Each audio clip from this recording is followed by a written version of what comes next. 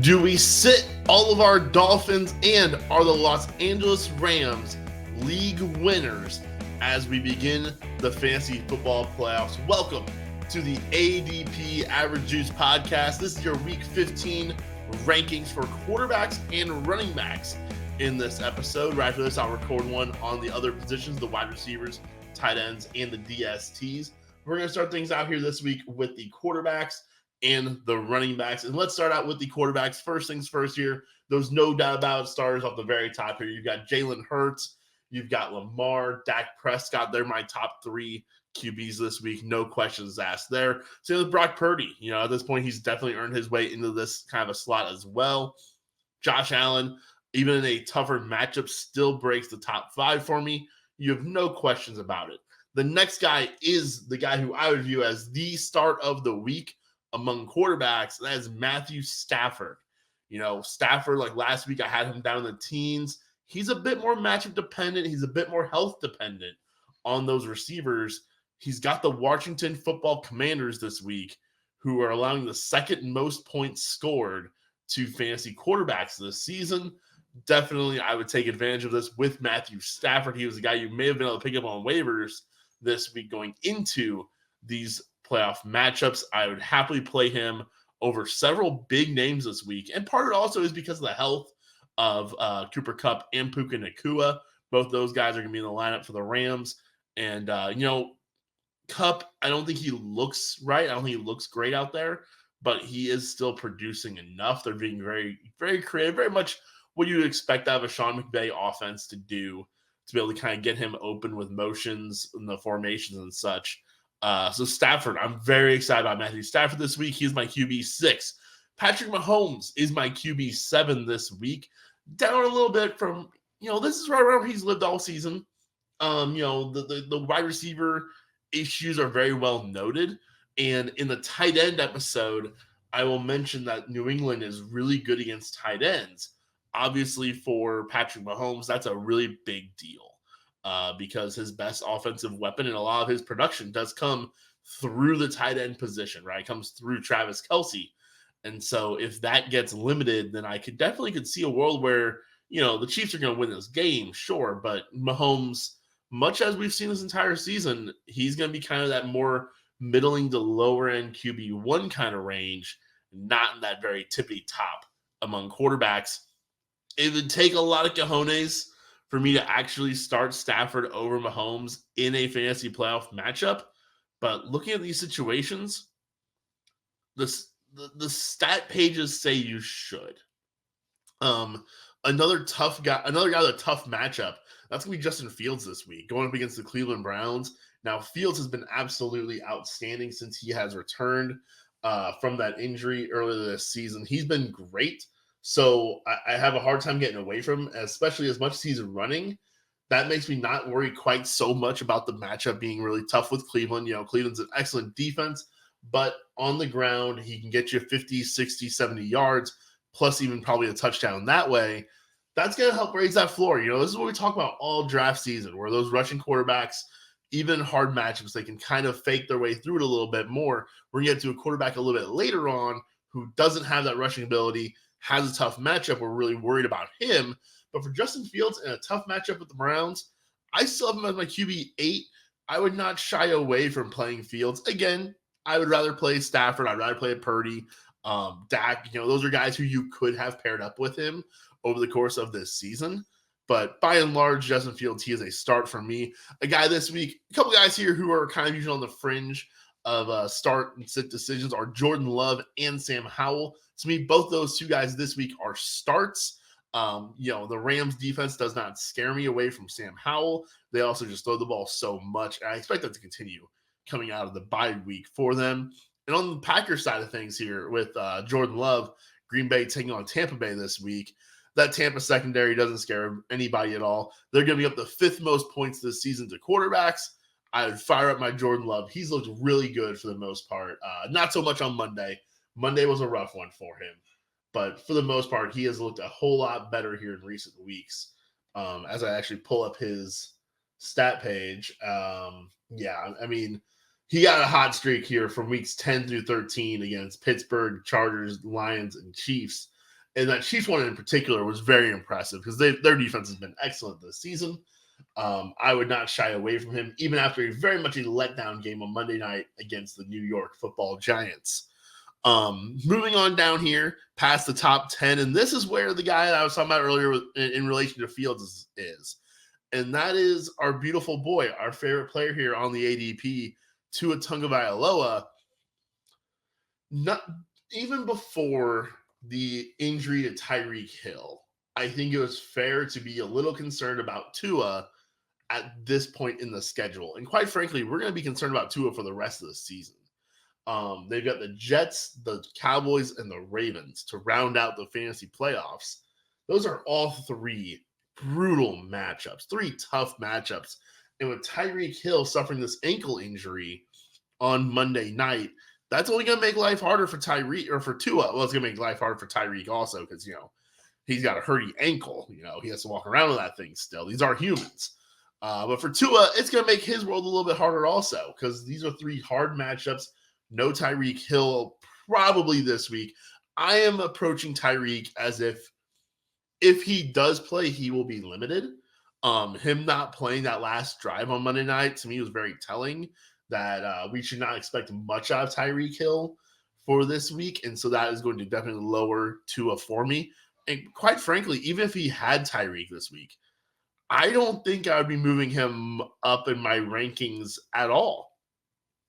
I think I would still rather play Sam Howell and Jordan Love both over Tua this week. And that's definitely not a great feeling. But Tua, he's been a little bit more hit and miss here recently. 2 of the last 3 haven't been great for him. One of those matchups being against this very same Jets team in which he only scored 9.8 fantasy points with 243 yards, 1 touchdown, and 2 interceptions in that game. So this is a team that he has had struggles with before in the past, and I expect that to potentially continue. One guy who I think could have a really nice game for where your kind of expectations are for him is the final QB among the top 12 here, and that is Russell Wilson as the Broncos take on the Lions. The Lions are giving up the 4th most points to quarterbacks now, and they've really just had a hard time recently with their defense and really with their team as a whole. Lions are definitely struggling right now. They definitely are having a hard time getting things put together as the season has gone on. They were hot early. They've looked really good for most of the year, but right now they're definitely in a bit of a downward slide, and quarterback has been no exception as far as playing against them goes. So it's definitely one that I think the Russell Wilson can exploit. The problem with Russ, though, he's not going to throw very many passes, right? It's going to be a low-volume offense, and he has to just kind of be efficient with it. But we've heard that story before with Russell Wilson. That's kind of what he made a whole career out of in Seattle. So he's going to live probably anywhere between 24 to 30 pass attempts. That's kind of on the lower end of things. You got to hope that he gets 2 touchdowns, though. But if he does, he definitely can come through for you. Now we get to have some fun, though. Now we get into some guys here outside the top 12, guys you don't want to be starting in a 1 quarterback league, but these are definitely options in 2 QB leagues. And with the injuries and such, you may not have had any of those top 12 guys as options this week. My absolute favorite thing in fantasy football right now is Joe Flacco. I'm a Baltimore Ravens fan. I love Flacco. I have always loved Joe Flacco. And to see him get to go out there and just play screw it ball is one of my favorite things in the entire NFL. And he's got a pretty good matchup this week going against the Cleveland Browns. With how much they're letting him throw, it would not surprise me one bit to see Flacco go out there and have a really nice game. I couldn't push him higher than QB 13. But the guy attempts 45 passes a game, and I don't think that's going to change against Chicago. Chicago's defense has played really well recently. But I think that just the sheer volume of passing, it could get you there. He put up 16 and 20 points in his last 2 games in a 4-point passing touchdown leagues. I think that he could absolutely be right there in that range again this week against Chicago. I see no reason not to. So if you're really desperate, I think Joe Flacco is absolutely a break glass in case of emergency play at quarterback in your fantasy playoffs. And quite frankly, these next 2 guys are guys who I break the glass for, and that's against Jared Goff and that's Trevor Lawrence. Goff has just really not been good recently. I know I've kind of pushed back a little bit on the idea of it being a home road thing for him. I think it's more just who the matchups have been, right? He had a really rough one with that Chicago Bears defense last week. And this week he's got Denver. And Denver's defense has definitely been improving over the course of the season. They have not allowed, I'm trying to remember off last week's stats I had for him or for that defense in Denver. But they have not allowed more than one passing touchdown since week 7 to Green Bay. They have not allowed a 300-yard passer since week 6 against Kansas City. This defense has been much improved. And with the way the Lions are going right now, I think they'll be able to run all over them. I'm excited about Gibbs. I'm excited about Monty, but I'm not excited about Goff. Let's talk quick Trevor Lawrence. It's a really tough match against the Ravens. Lawrence did not look very good at all last week against the Browns. He's still kind of a little gimpy with that ankle. I do not expect much out of Trevor Lawrence. One more guy I want to touch on here towards the bottom, and then we'll talk about a couple of surprises tied down here, guys. Maybe you would want to start that. I don't think you should this week. That's Zach Wilson. I mentioned Joe Flacco playing screw it ball. Well, Zach Wilson's playing F it ball. You know, he is absolutely out there just without a care at this point in a great way. I said it's purely as a compliment. He's playing free. He's playing open. What's the worst thing that's going to happen to him? He gets benched again. He already got benched for Tim Boyle, you know, so he's going out there taking some chances, taking shots downfield. It won't always work. I don't want to count on it, but I do think you could potentially get away with it this week as well. Again, in a situation where maybe you lost Justin Herbert this last week due to injury, Zach Wilson could be a pivot option, I think, in a desperate situation where, you know, a lot of these guys are on rosters already. Real quick, I just want to mention Kyler Murray. I do have him down at QB 18. A really tough match against San Francisco. Much like Justin Fields, though, his rushing could squeak him into that top 12 discussion, I think. But it would require the rushing to do it. I don't want to count on it. I don't want to trust it at all this week. I would like to avoid my quarterbacks going against the 49ers if at all possible. A couple other things real quick I just want to touch on. I do have this currently ranked as if Geno Smith is out and Drew Lock is in. So I've got Drew Lock all the way down to QB 23. If it is Geno, I would slot him in probably right above Tua. I would probably make him my QB 11. So that's one thing I just wanted to touch on. Those injuries, you know, I record this kind of early on in the week. That's what works for me scheduling wise. However, we do not have all of the injury information. So I kind of put a little bit of guesswork on those kinds of things. So hang with me on that. If possible, I'll try to give an update later on in the week as we kind of head in towards the games and kind of once we know more of those kind of things. But that is how I'm currently approaching Seattle. I'm currently approaching it as if Drew Lock will be the quarterback. But again, if it's Geno, I would like him quite a bit. Going against Philly is a great matchup. I'm also currently assuming that CJ Stroud is out for this week with the concussion. I think that's pretty likely. It was pretty ugly. And quarterbacks, or really all players this season, most of them have missed the following week with a concussion. All right, let's flip the page here. Let's go over to running backs. At the top, no question about it. Starting, you know, Christian McCaffrey, Alvin Kamara, Bijan, Kyren Williams, another one of those Rams league-winning options here. They've got Washington, and Washington's better against the run than they are against the pass, sure. But I definitely think this is another matchup that we could see Kyren Williams really take advantage of. He's been awesome. He's been a legit waiver wire league winner this season, and I did not totally buy into it earlier on in the season. I definitely traded him in Dynasty, every league I had him in. I was a bit nervous about the other guys in that backfield, but he's wiped them all away at this point. He is the guy. And so against Washington here, I expect a perfectly good game, probably similar to what he did against the Ravens, where it's a bit of a volume play. You know, he had 25 carries for 114 yards against Baltimore. I kind of expect something similar like that. You know, it may just be a lot of touches, but that's fine. And guys who get a lot of touches score a lot of points. That's what Rachaad White has kind of been this year. Much to my own personal surprise also. You know, this is another one that I kind of got wrong, but he's been excellent. You know, he's just getting the ball a ton. You know, 25 carries last week against Atlanta. Atlanta, one of the best run defenses in the league, and I'm going to want to highlight that a little bit later on with their matchup for this week for sure. They take away the run game pretty well. but he got 25 carries. He caught a couple passes, scored a touchdown in the receiving game. And that's how Rachaad White can kind of keep himself afloat, So I've got him as a top 5 running back this week. Just gonna mention these names up here at the top because these aren't decisions you're making. So just Saquon, Tony Pollard, Zach Moss, Eckler, ETN, Breece Hall. I'm not worried about him this week. Jahmyr Gibbs, both Lions guys, I'm not real worried about this week. Same goes for Zeke. I return back to Zeke as an RB2 this week. He had that monster game last week against Pittsburgh. I definitely feel like he will get the volume to keep himself in that RB2 range again this week. Derrick Henry's got Houston. He's got a great track record against Houston, but this Houston team is different than those Houston teams. But I still think that he could have a very nice one. All right, some guys you're going to have to make some decisions on this week. James Cook, he's my RB15 this week. He's got a really tough one with Dallas. Of course, you're always worried about Dallas kind of eliminating the running game from the equation, but James Cook catches enough passes where I think that he can still definitely hang around and put up some production, especially in those PPR leagues.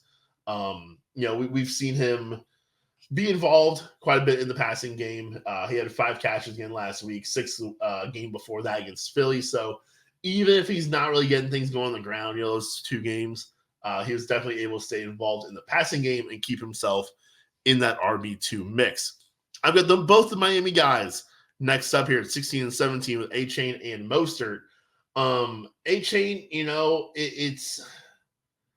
like I said, I've said this before, he's kind of the Gabe Davis of running backs here, where he's going to get 7 to 12 touches and it could explode and be awesome. We've seen that before.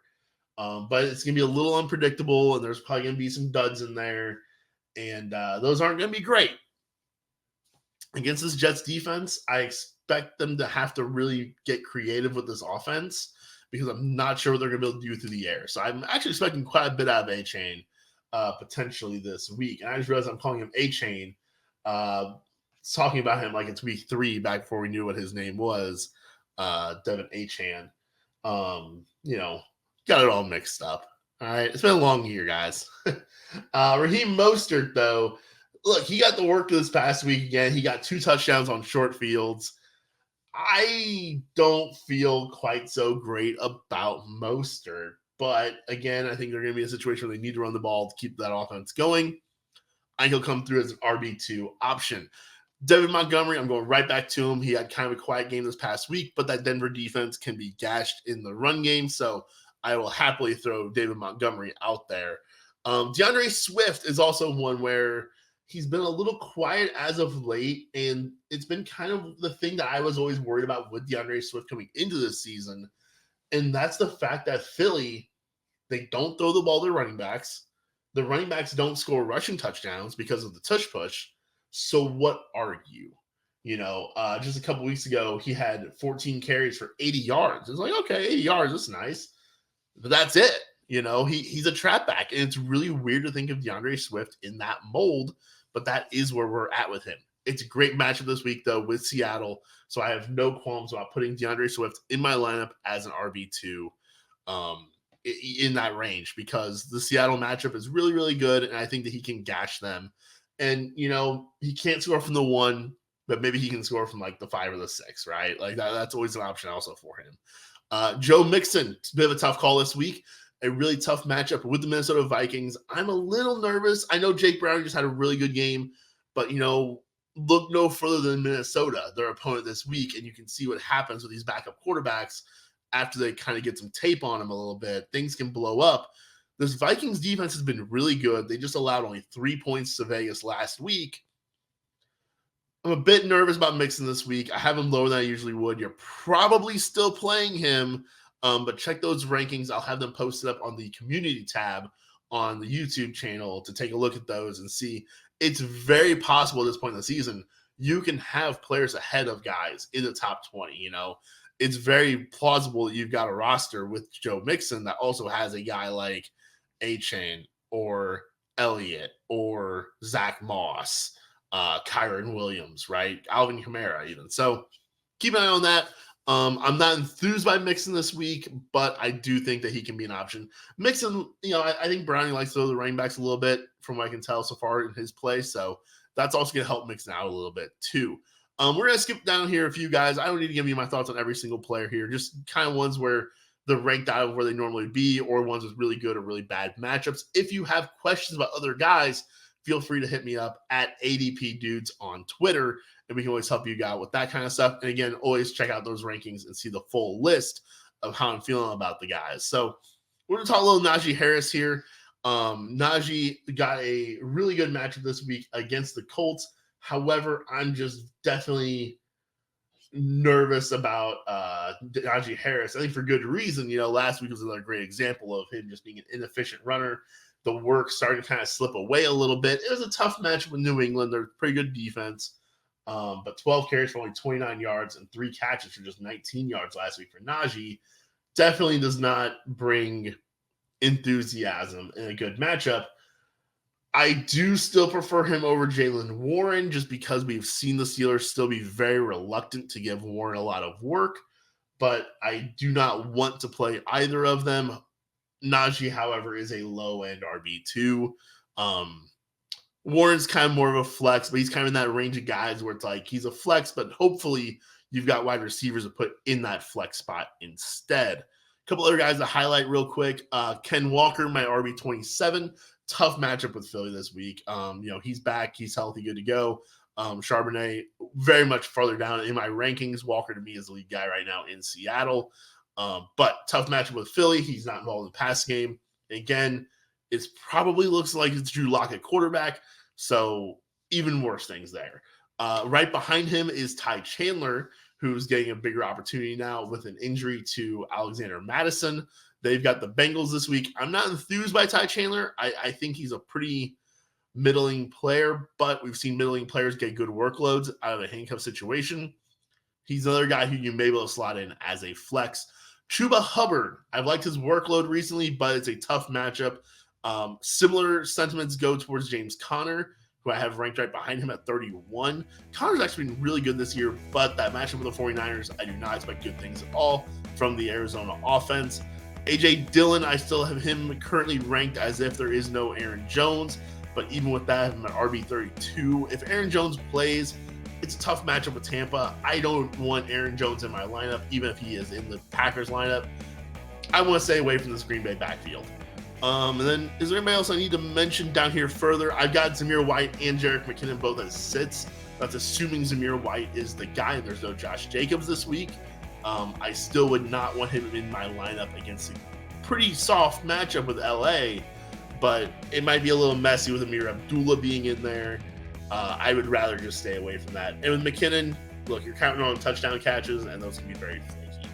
So that's going to do it for me, talking about the running backs and the quarterbacks this week. Guys, be sure to flip on over and check out the wide receivers, tight ends, and DST episode as well, so we get those lineups set for you and go win some fantasy playoff matchups. So until then, I will see you guys next time.